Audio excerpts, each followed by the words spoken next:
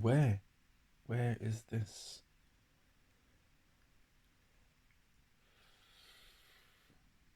depression coming from? Anyway, and so for there was three weeks at least when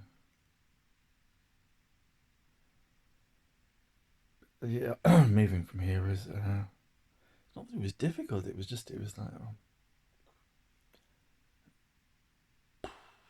absolutely no point for either me or anybody else for me to move any further than from here. And moving any further from here starts to use more oxygen. There's all kinds of things that means that on some days in my head there was absolutely no point in me just doing anything. So moving a body requires food as well. So stay in bed, stay warm, and just cry and sleep. Change bag, empty bag.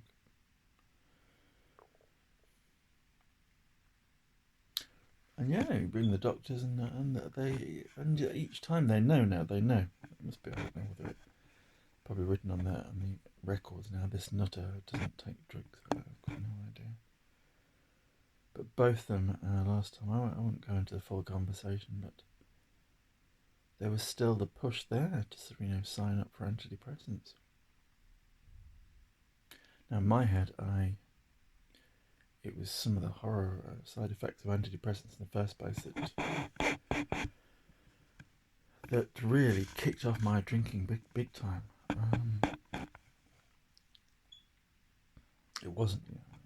One of them made me vilely ill, nauseous, ill 2, 3, 4 weeks. Eventually, I stopped taking it, but it was one. I can't remember where it was afterwards. But eventually, it was just to escape the effects of the antidepressants, and that's the way they always seem to work with me. And that is the last port of call for general practice pharmaceutical care. It's the only port of call from now on. And it's a fuck up because it sort of it gets you over, and the phrase is just to get you over a difficult period, and then you gradually sort of go through the process of going through a difficult period, and when life turns into a difficult period, that is where, for me,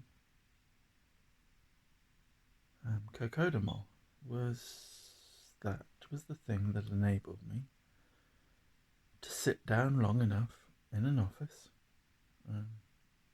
When we moved into that office we're in now, where I work, where I still work at the moment, just to enable me to sit in a cold, damp, noisy. And it's the cold and the damp and the lights. To sit in there and to realise that just to do that, and then to think that that's okay, to think that because it gets you through the day. You think, it gets you through the day. So we're starting the cocodamol in the morning. It means that by the time you sit in your chair and you get to work, it's okay to ready to go with enough coffee, and then maybe some more cocodamol at lunchtime, and then some more in the evening about 4 o'clock as well. It's no way to live, and I know I'm not the only person who does it, and I know I'm not the only person now who finds a way of making and it really is this idea of getting through the day, or getting through a difficult period. Get you through a difficult period. And that becomes learned behaviour. That's what essentially it becomes. So take the cocodamol, it takes the pain away, so you can sit down. Happy days. So if something comes along, makes life a bit more difficult, requires another level of bringing down. So for me it was diazepam. And for me, that room with all of its weird lighting and its noises, its people talking, foul-mouthed people especially. Benzodiazepines, Valium was a natural go-to.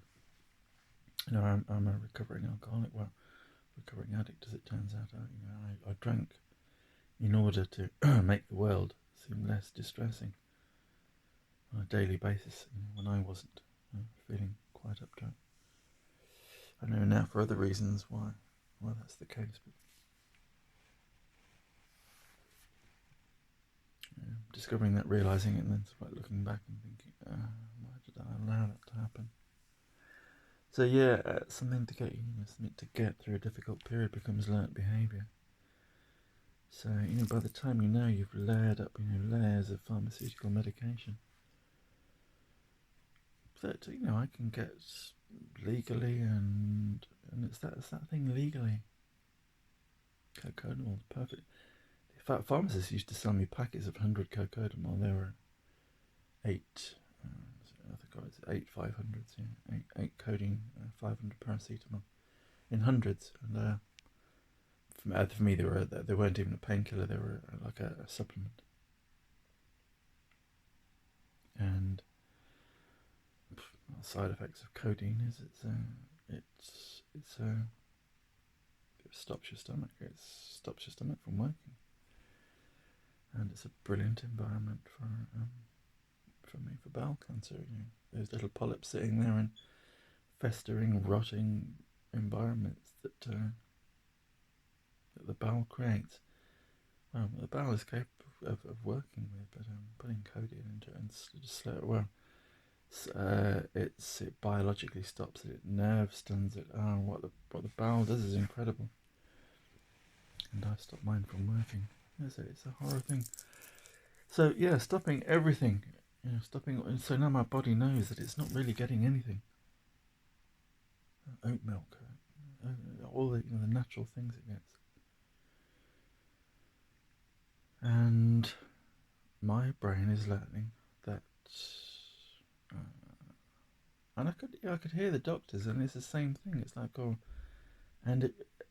pharmaceuticals appear to be for other people. I don't know whether that's a harsh assessment, but I find that even doctors get uncomfortable when they perceive the amount of pain you're in, especially mental pain, proper mental pain, stabby mental pain. Really unpleasant, disturbing thoughts, and please, thoughts go away. Please, thoughts go away. I don't want to have your thoughts. Those kind of thoughts. Especially when you tell a doctor that as well. And when you mention that you're not suicidal, but you're still, there's that border between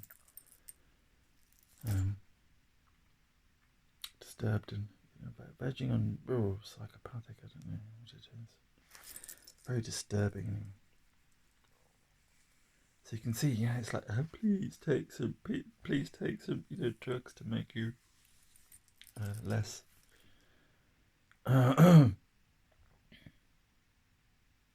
upset. But no, I actually did consider it. I thought, just to level me out, just to get through a difficult period. But no, I chose not to, and it was fucking horrible. Again, I'm not suicidal, so if I was, I'd be hacking my arms off. Anything I could do, plucking eyes out, anything. I didn't believe it was possible with just the thoughts up here to create such a chemical environment inside the brain.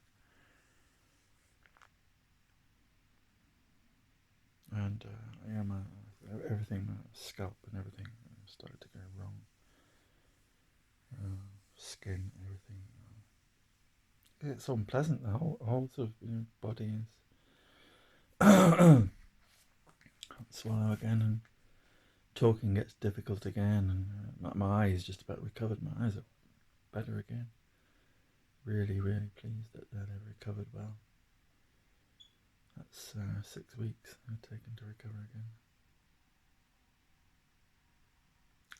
But yeah, now teaching my brain that each time that it plunges down, don't have that massive psychological high that I had the last time. But I think I got that mainly off I don't know the fight response when I was diagnosed with a sizable tumour on my liver. But that was a life-threatening situation. Maybe something in me took control. Whatever it was amazing. That was me as well. But then I think that's why I felt it so much. It was the plummet, absolute plummet.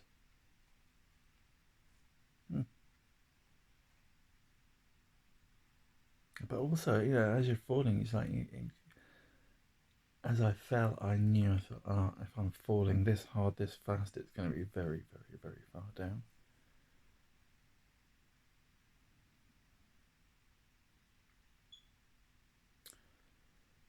And it's a serenity prayer moment. There's things I can change. There are things that are within my reasonable power to change. That when I think about them, would make my instinct is that they would be a good thing to do.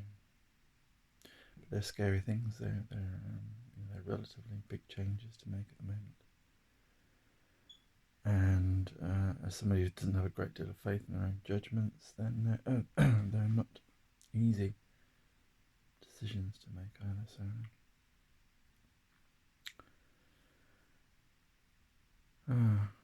see, I haven't spoken to the camera for ages now. Waffle, spoken. Stop using. Sunk into negative self-language again. I don't want to accuse myself of waffling there. Yeah, in my head, the depth I allowed myself to go to started to allow me to do some really bad self-talk as well. When I say bad self-talk, I don't mean just thinking and saying bad things in my head. It's like going along with it. I'm pretty good at verbal abuse, but it's because I'm so good at verbally abusing myself, and it's something that I've consciously been avoiding because it's a weapon that I want to stop using. I don't like it. It's an aspect of my personality I do not like. Something I don't want to take into my future. It's not compatible with where I want to go. So,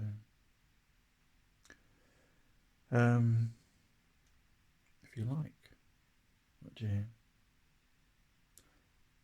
press like down below. If this is the first time you're watching, I hope you saw something you liked. I hope I've got the tags right. I'm really trying to put the correct tags on, so I'm not using total clickbait. It's nice that people click on, but these talks are here for the benefit of other people who are going through similar things. I know, trying to make decisions in similar situations.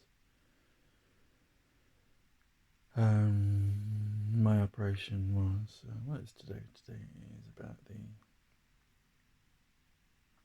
pretty apt day for me. I should know what the day is. It's the 8th of June, 2021. 1 year ago today I made another decision. I must, but more legal than anything. It doesn't really change much. Yeah,